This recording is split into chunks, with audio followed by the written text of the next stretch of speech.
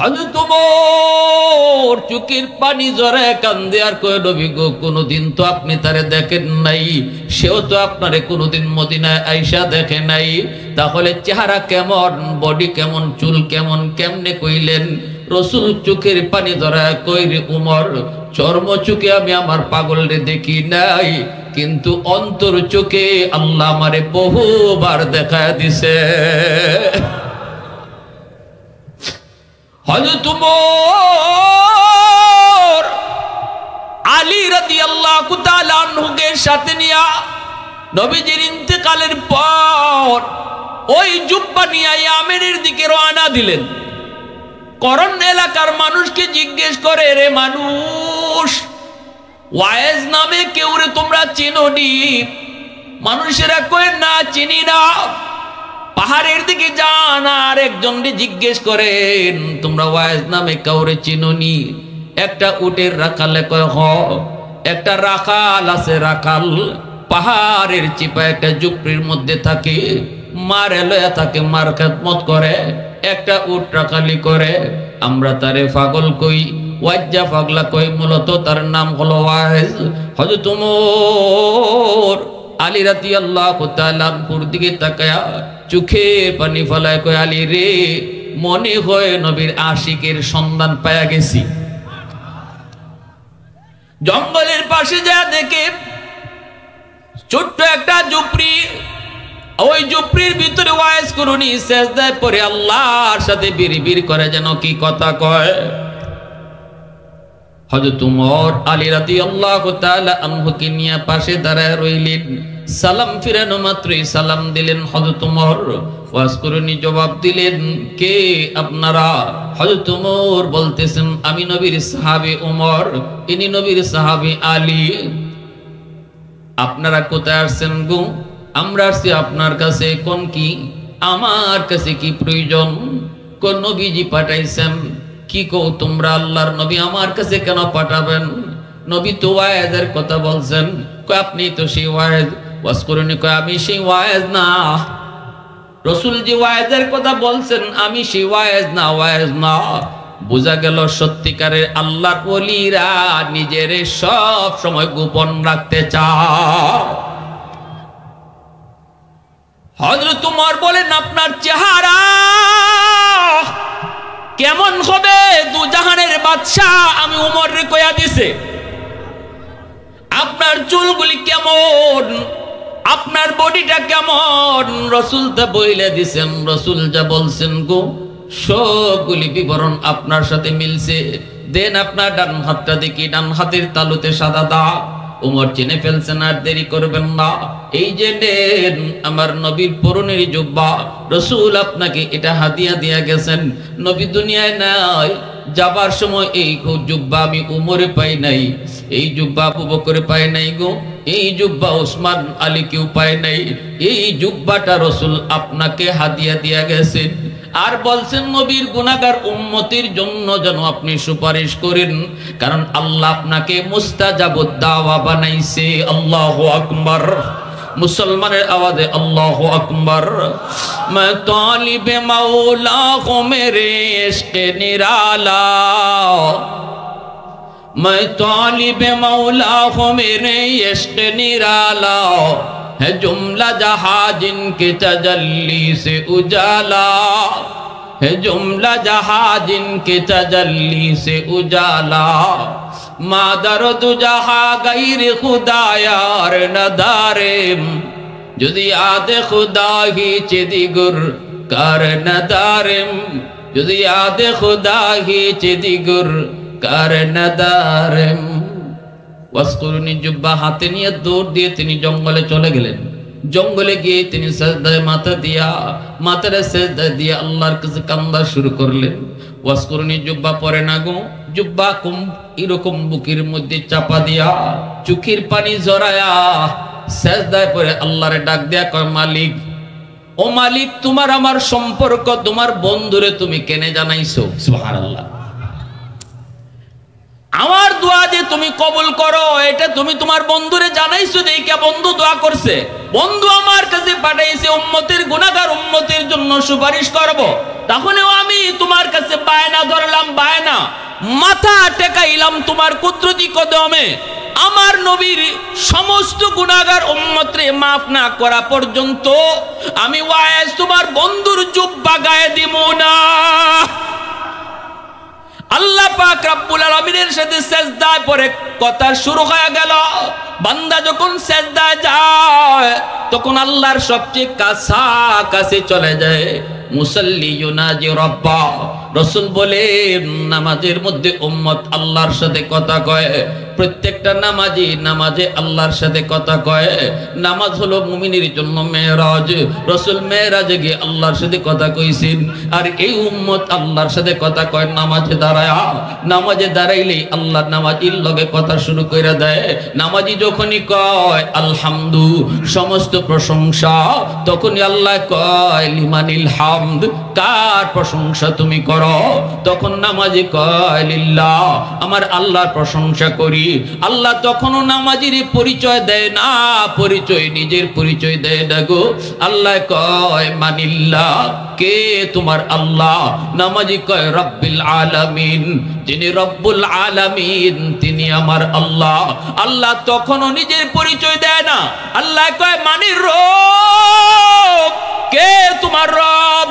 নামাজি কয় আর রহমানির রহিম, যিনি রহমান যিনি রহিম তিনি আমার আল্লাহ, তিনি আমার রব।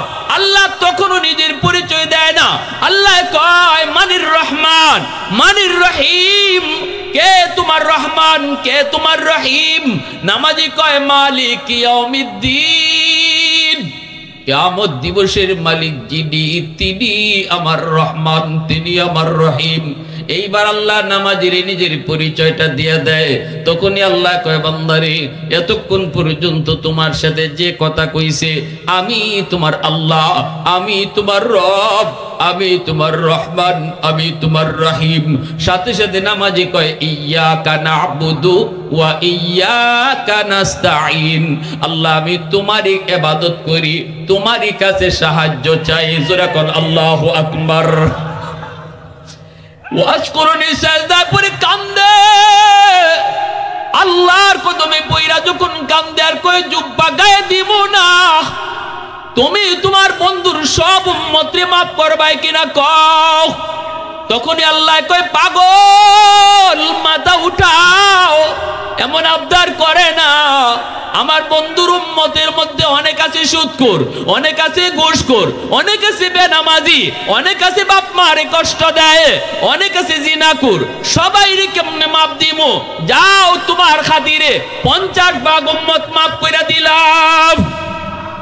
ওয়াজ করিনি কয় মানি না মানি না মানি না। তুমি জানাইছো কেন? জানাইছো যখন গায়ে জুব্বা দিমু না, 50 ভাগ মানি না, 100 ভাগ উম্মত মাফ করা লাগবে।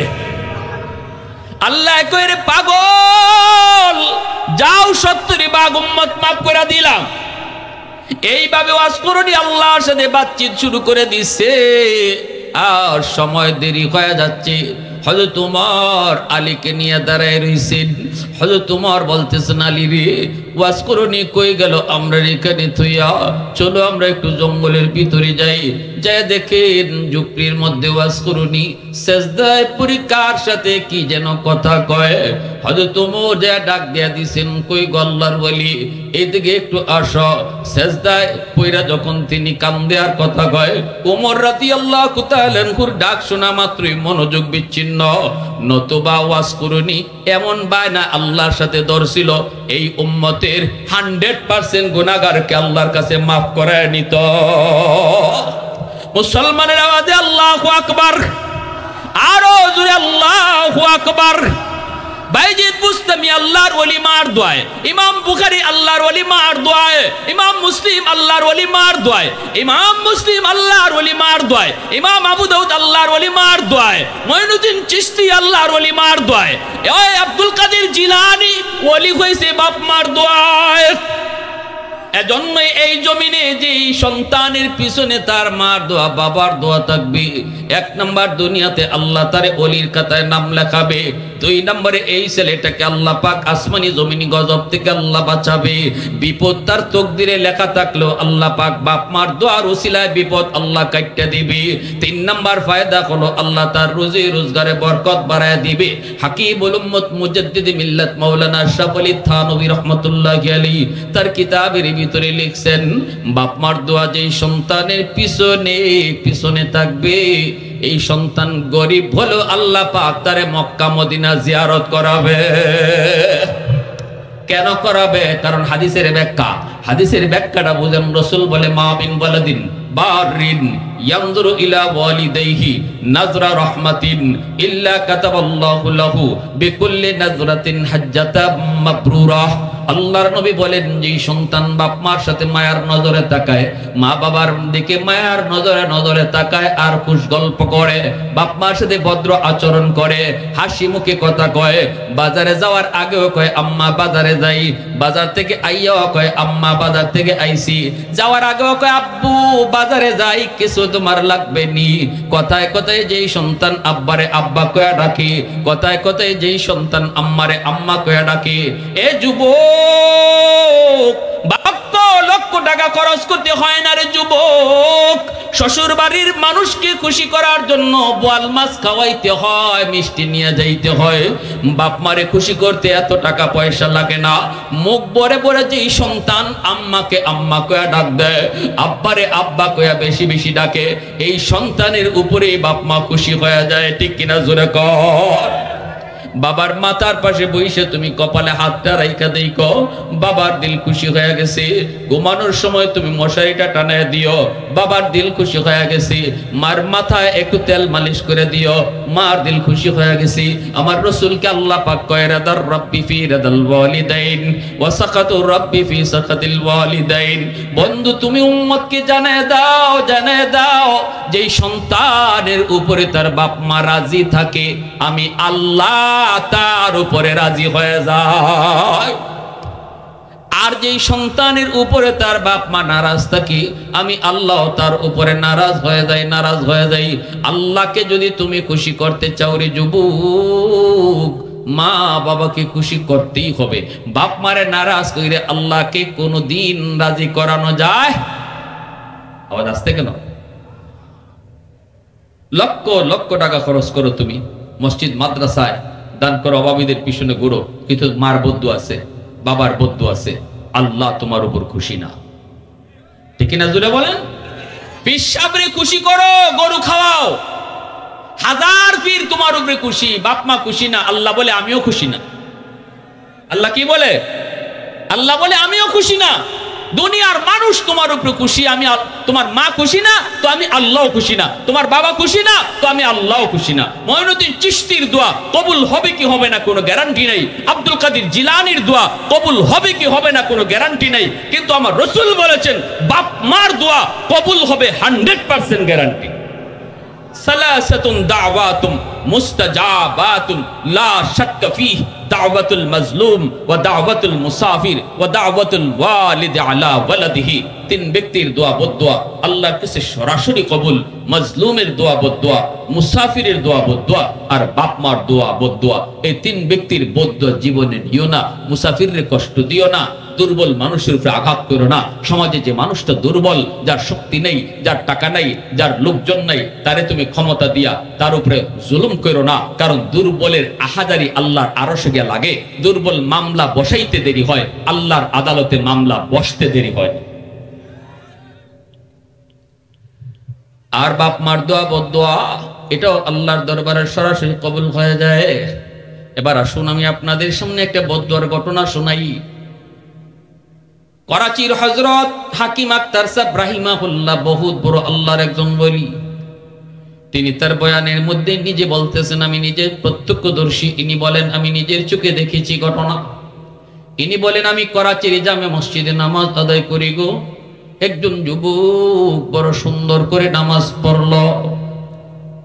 দাঁড়ানোটা তার বড় সুন্দর, রুকু তার বড় সুন্দর, সাজদাটাও তার বড় সুন্দর। নামাজ সুন্দর অসুন্দর আসেনি না নাই? জোরে বলেন। হ্যাঁ, রাসূল কয় নামাজের ভিতরে যে চুরি করে এ হইল বড় চুর।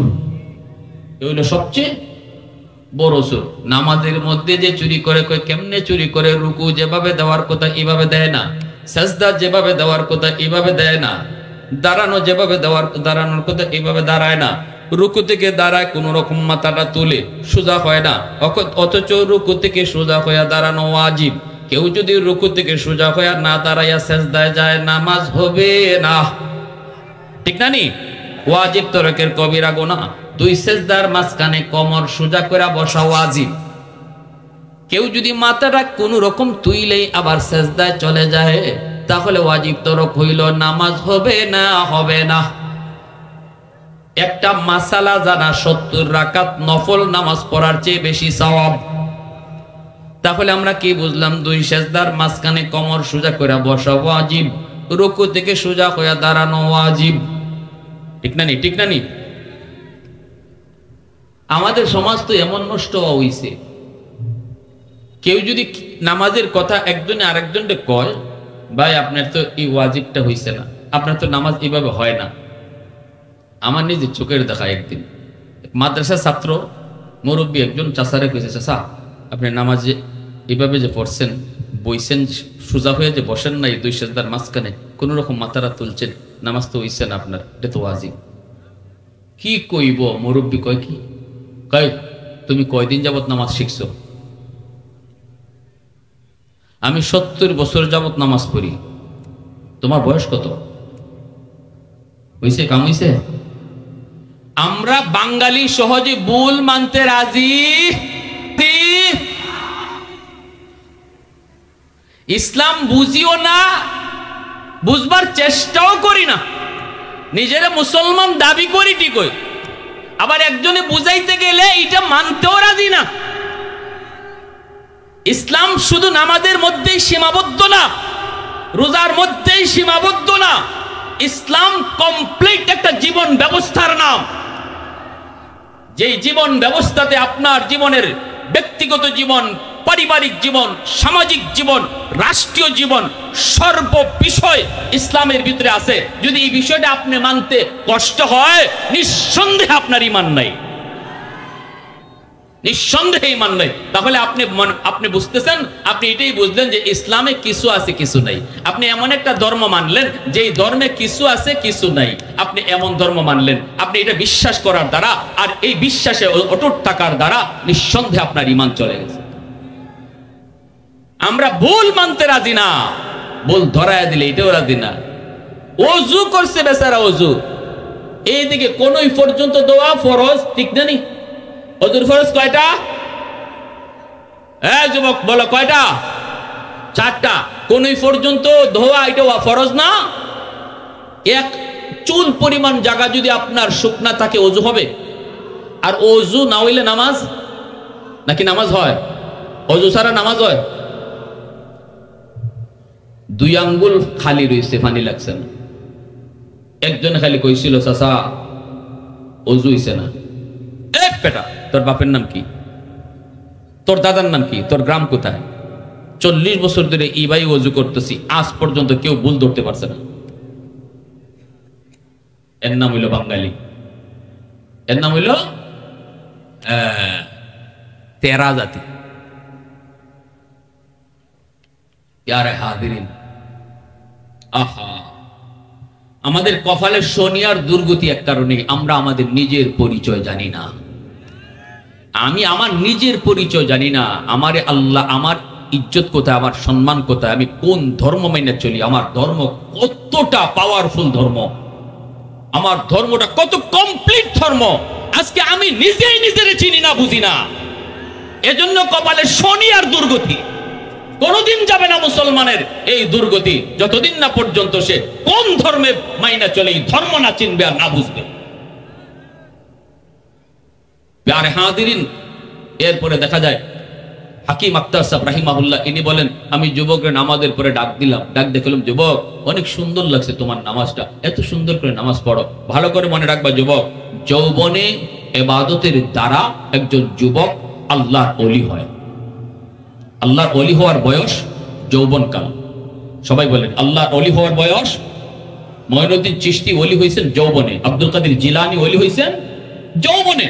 যৌবনের যুবকের সেজদা যদি এক পাল্লায় রাখা হয়, বৃদ্ধ হাজার বৃদ্ধ মানুষের সেজদা যদি এক পাল্লায় রাখা হয়, যুবকের সেজদার পাল্লা ভারী হয়ে যায়। লা ওয়ারআ কাল কাফি আও কামা ক্বালা নবী আলাইহিস সালাম। প্যারে হাজিরিন, এজন্য ওই যুবককে তিনি মায়া করে ডাক দিলেন। ডাক দিয়ে বলতেছেন, যুবক, অনেক ভালো লাগছে তোমার নামাজটা, কিন্তু ডান হাতটা কাপড় দিয়ে পেঁচায় রাখছো কেন? হাতটা কাপড় দিয়ে পেঁচাও। যুবক বলতেছে, হুজুর, আমার হাতের মধ্যে পচন শুরু হয়েছে, দুর্গন্ধ বের হয়, পচন শুরু হয়েছে, দুর্গন্ধ বের হয়। আমি যদি কাপড় দিয়া পেঁচায় না রাখি, তাহলে মসজিদের ভিতরে কেউ টিকতে পারবে না। আল্লাহর ওলি বলেন, যুবক, তাহলে তুমি কি ডাক্তার দেখাও নাই? হ হুজুর, সব ডাক্তার দেখাইছি, কোন ডাক্তার আমার রোগ ধরতে পারে না। আল্লাহর ওলি বলেন, অন্য দেশের ডাক্তার দেখাও। যুবক কই, না গো হুজুর, কোনো লাভ হবে না। হুজুর, আমি আপনারে চিনি, আপনি আমাদের এলাকার সবচেয়ে বড় হুজুর, বহুত বড় আল্লাহর ওলি। হুজুর, আপনার কাছে আমি আজকে বলি গো, আমার এই রোগ ডাক্তার ধরতে পারে নাই, কিন্তু আমি আমার রোগ ধরে ফেলেছি। আল্লাহর ওলি কই, যুবক, কি তোমার রোগ? তুমি তোমার রোগ ধরে ফেলেছো, এটা কোন রোগ? যুবক কান্দার কই, হুজুর, আমার রোগ হলো আসমানে, চিকিৎসা চলছে জমিনে। আগুন লাগছে শেরপুর, পানি দেয় ফরিদপুর, জীবনে কোনোদিন এই আগুন যেমন নিববে না, আমার চিকিৎসা জমিনে চলছে, আসমানের রোগ কোনোদিন ভালো হবে না। এই বইলা যুবক কান্না শুরু করে দিয়েছে। আল্লাহর ওলি কই, যুবক, কি একটু খুলে কো। যুবক কই, হুজুর, আমি আমার মার গর্ভে একমাত্র সন্তান, জন্মের কিছুদিন পরে আমি দেখেছি আমার আব্বা মারা গেছেন। এরপরে আমার আম্মা মানুষের বাড়িতে কামকাজ কইরা আমারে লেখাপড়া করাইছেন। আমার নানা নানি, আমার দাদা, আমার নানা নানি, মামা মামি আসছেন মাকে নিয়ে অন্যত্র বিয়ে দিবে, কারণ আমার মায়ের তখনও পুরা যৌবন। কিন্তু মা বলতেছে, না বাবা, আমি আর কোথাও বিয়ে বসবো না। আল্লাহ আমাকে একটা মানিক দিয়েছে, আমি আমার মানিকের চেহারা দিকে জীবন যৌবন কাটায় দিব, তবু আমি অন্যত্র বিয়ে বসবো না। সন্তানের চেহারা দেখে আমার মা সব ত্যাগ কইরা, মা বাবার সব সেইরা আমাকে নিয়েই থাকছে। কিন্তু আমি লেখাপড়া কইরা যখন একটু বড় হয়েছি, আমি একটা বড় লোকের সুন্দরী মেয়ের খপ্পরে পড়ে গেছি, সুন্দরী মেয়ের প্রেমে পড়ে গেছি, আমি তারে বিয়ে করে ফেলেছি। আমার মা আমাকে বারবার বলছিল, বাজান রে, ধনীর মেয়ে গরিবের বাড়িতে আসলে সুখ হয় না, ধনীর মেয়ে গরিবের বাড়িতে আসলে সুখ হয় না রে বাজান, ধনীর মেয়ে আনবি না। আমি মা গরিব, আমাকে মানবে না। আমি বলেছিলাম, না গো মা, তুমি টেনশন করো না, অসুবিধা নাই, আমি সব খুলে বলেছি। সেদিন আমি মার কথা বুঝি নাই গো হুজুর, কিন্তু আমি বিয়ে করে আনার পর মা যা কইছিল তাই কইছে। আমার মাকে মা কইয়া ডাকে না, গরিব বিদায় আমার মাকে হিংসা করে, নিন্দা করে, ঘৃণা করে। অফিস থেকে আসলে পরে মার বিরুদ্ধে আমারে নালিশ দেয়।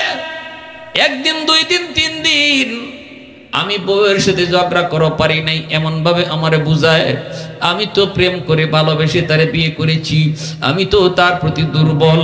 আমি মার রুমে ঢুইকা মারে বকাবকি শুরু করলাম, মা গো, তুমি কেন তার সাথে এরকম ঝগড়া করো? মায়ে কয়, বাজান, আমি ঝগড়া করি নাই, আমি কোনো কথা বলি নাই রে বাজান। মূলত আমাকে দেখবে দূরের কথা, আমার ছায়াটাও তোর বউ সহ্য করতে পারে না। সে চায় আমি এই বাড়িতে না থাকলে তার স্বাধীনতা। বাজান রে, আমি ঝগড়া করি নাই, আমি কোনো ধরনের কথাবার্তাও বলি নাই হুজুর। সেদিন আমি আমার বউয়ের ভালোবাসায় পড়ে মার কথাটা আমি বিশ্বাস করি নাই। দ্বিতীয় দিন মা রুমে ঢুইকা মাকে বকাবকি কইরা আমি নালায়েক মার গায়ে হাত উঠায় ফেলছি, নাউজুবিল্লাহ। যখনই মার গায়ে হাত উঠাইছি, তখনই মা হাউমাউ করে কান্না শুরু করেছে, আর কয়, বাজার, আজকে তুই তোর বউয়ের কথায় আমি মার গায়ে হাত উঠাই দিলি রে, অথচ যে হাত দিয়ে তুই আমারে মারলি এই হাতটা মা চুমায়া চুমায়া বড় করছি। তুই আজকে আমার এই হাত দিয়ে মারছো, ঠিক আছে যা, আল্লাহ যেন তোর এই হাত ফসায়া দেয়, তোর এই হাত যেন পচা যায়। হুজুর বিশ্বাস করেন, যখনই মা এই বদুয়া দিছে আমি সাথে সাথে টের পাইছি আমার পায়ের তলার জমিনটা কাঁপে উঠছে। কারণ আমার নবী বলেছেন বাপ মা যখন বদুয়া দেয় আল্লাহর আরশটা কাঁপে উঠে। এই বদুয়ার মাঝখানে কোনো কিছু থাকে না যুবক, জিন্দগি বরবাদ হয়ে যাবে, ব্যবসা বাণিজ্য উন্নতি পাবা না, লেখাপড়ায় উন্নতি পাবা না, হায়াতের ভিতরে বরকত পাবা না, রুজি রোজগারের ভিতরে তুমি বরকত পাবা না, অ্যাক্সিডেন্ট তোমার কপালে আসবে আসবে, সব কিছু তুমি শস্যমূল দেখবা, হাতের কাছে সব পাওয়ার পরেও ধরতে পারবা না। যদি পিছনে বাপমার বদুয়া থাকে, পিছনে যদি বাপমার বদুয়া থাকে, যেই মাত্র বদুয়াটা দিয়েছে হুজুর আমি টের পেয়েছি আমার পায়ের তলার জমিন কাঁপে উঠছে, এমনি মায় আর একটা বুদ্ধ দিছে, তুই যেন আমার জানাজার নামাজ পড়তে না পারো। হুজুর তখনই আমার দিলের ভিতরে একটা বাড়ি মারছে, মনে হয় মার দোয়া বদুয়া কবুল হয়ে গেছে, মনে হয় মার বদুয়া কবুল হয়ে গেছে। কিছুদিন পর অফিস থেকে খবর পেয়েছি, বাস্তব ঘটনা শুনাইতেছি, অফিস থেকে খবর পেয়েছি মা মারা গেছে, জানাজা পড়ার জন্য আমি প্রস্তুত হয়েছি, বাড়ি আসবো, কিন্তু রাস্তাঘাটে এত সমস্যা হয়েছে, এত সুবিধা হয়েছে, অন্য কোনোদিন গ্রামে আসতে এত সমস্যা হয় না, এত দেরি হলো গো, পৌঁছতে পৌঁছতে সন্ধ্যা হয়ে গেছে, মানুষেরা জানাজা পড়ে মারে থামায় ফেলছে। আমি চোখের পানি জলে কাম দিয়ে তখনই বুঝেছি মার দুইটা বদুয়ার একটা বদুয়া কবুল হয়ে গেছে, আমি যেন মার জানাজার নামাজ পড়তে না পারি। হুজুর কিছুদিন পরেই যেই হাত দিয়ে আমি মাকে মারছিলাম এই হাতের মধ্যে ফোড়া দেখা দিছে, ফোড়া, এই ফোড়া থেকে পচন শুরু হয়েছে, দুর্গন্ধ বের হয়, ডাক্তারের কাছে গেছি, অ্যান্টিবায়োটিক হাই অ্যান্টিবায়োটিক দিল, কিন্তু আমার পচা ভালো হয় না, শুধু উপরের দিকে উঠতেছে। ডাক্তাররা কয় আমরা তো বুঝি না কেন তোমার পচন ভালো হয় না, এই ওষুধেই তো সারবার কথা। কোন ডাক্তার বাদ রাখি নাই, কেউ রোগ ধরতে পারে না। এই দুর্গন্ধের কারণে আমার সুন্দরী বউ, যার কারণে আমি মার গায়ে হাত উঠাইছি, আমার সেই সুন্দরী বউটা আমারে ফলে বাপের বাড়ি চলে গেছে, সুন্দরী বউটা আমারে ফলে বাপের বাড়ি চলে গেছে। হুজুর এখন আমি রাস্তায় রাস্তায় ঘুরি, অসহায়ের মতো ঘুরি, মসজিদে মসজিদে আল্লাহর কদমে সেজদা দিয়ে কান্দি। হুজুর একটু কন, ডাক্তাররা আমার রোগ ধরতে পারে নাই, আমি আমার রোগ ধরে ফেলেছি, রোগটা হলো আমার মার বদদুয়া। হুজুর একটু কন, এখন আমি আল্লাহর কাছ থেকে কেমনে মাপ পাইমু, কেমনে মাপ পাইমু। সাথে সাথে হাকিম আক্তার সাহেব রাহিমাহুল্লাহ তিনিও কাঁদতেছে, যুবককে বুকে জড়ায় কয় যুবক এই মুহূর্তে তোমার সামনে আমার নবীর একটা হাদিস শুধু আমি শুনাইতে পারবো, আর কিছু না গো। আবু দাউদ শরীফের রিওয়ায়াত, রাসূল কয় মান যারা কাবরা আবাওয়াইহি ফি কুল্লি জুমাতিন গুফিরা লাহু কুতিবা বাররান। রাসূল বলেন জুম্মার দিন যদি বাপ মার কবর জিয়ারত করে সন্তান, তাহলে এই সন্তান যদি কোনো কারণে বাপ মারে কষ্ট দিয়া থাকে, জুম্মার দিন কবর জিয়ারতের উসিলায় আল্লাহ পাক তারে মাফ করে দিবে। জুম্মার দিন কবর জিয়ারত খুব কঠিন কাজ না, সহজ কাজ। কারা কারা করতে রাজি আছে একটু হাত তুলে আল্লাহর দেখাই। আল্লাহ তুমি কবুল করো, জোরে বলি আমিন, আরো জোরে বলি আমিন। রাসূল হেরা গুহায় তিনি জিব্রাইল আমিনের মাধ্যমে তিনি ওহী পাইলেন। জিব্রাইলকে প্রথম দেখে নবী বড় ভয় পেয়ে গেলেন। রাসূল দৌড়ায় চলে আসলেন, আয়েশা আম্মাদান খাদিজাতুল কুবরা রাদিয়াল্লাহু তাআলা আনহাকে বলতেছেন জাম্মিলুনি জাম্মিলুনি জাম্মিলুনি, খাদিজা আমার কম্বল দিয়ে তুমি আঁকড়ে ধরো, আমার জ্বর উঠতেছে, আমি ভয় পেয়ে গেছি। কেন? কয় এমন মানুষ দেখেছি আমি জীবনে কোনোদিন এত বড় মানুষ দেখি নাই। আসমানে গিয়া তার মাথা লাগছে, জমিনে তার পা। মনে হয় আমার কোনো ক্ষতি হয়ে যাবে, মনে হয় আমারে মেরে ফেলবে। আম্মাদান খাদিজাতুল কুবরা তখন কসম খেয়ে কইছিলেন অসম্ভব নবী গো, আপনার কোনো ক্ষতি হইতে পারে না, আপনার মতো মানুষের কোনো ক্ষতি হইতে পারে না। তখন নবী নবুয়তি পান নাই, তখনও নবী নবুয়তি পান নাই, কিন্তু আম্মাদান কসম খেয়ে কইছিলেন কাল্লা লা ইউখজিকাল্লাহু আবাদা ইন্নাকা লাতাসিলুর রাহিমা ওয়া তাহমিলুল কাল্লা ওয়া তাকসিবুল মাদুমা ওয়া তাকরিদুদ দাইফা ওয়া তুঈনু আলা